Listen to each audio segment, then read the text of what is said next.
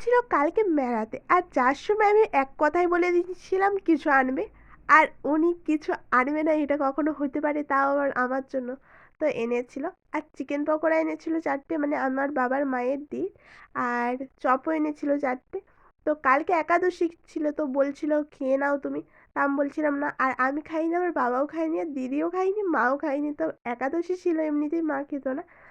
তো তারপর আমি খাইনি বলে কেউ খাচ্ছিল না, বেশ এটা ভালো লাগলো যে আমার জন্য কেউ সাফার করছে খাওয়ায়।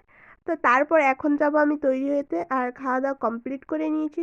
আর এখন দেখো কাঠচকালি, আগে স্কুল লাইফে আমরা প্রচুর কাঠচকালি, 2 টাকা 3 টাকা 5 টাকা, তো প্রচুর খেয়েছি। আর এখন 5 টাকার এই দুটোই হয়েছে। যাই হোক, কাজের এখানে চলে এসেছি, আর এসে দেখলাম একটা বোনের হাজব্যান্ডের জন্মদিন, তাই সবাইকে চকলেট দিচ্ছিল, আর এই চকলেটটা খাওয়ার পর কাজ শুরু করি।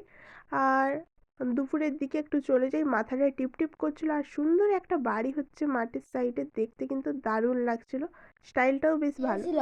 সন্ধ্যেবেলা So বাড়ি Mimi আসলাম, and আর খাওয়া Raju's দাওয়া একদম mother কিছু laid করছিলাম না, মা down একটু চা করে with দিচ্ছিল them. কারণ মাথাটা বেশ যন্ত্রণা হচ্ছিল।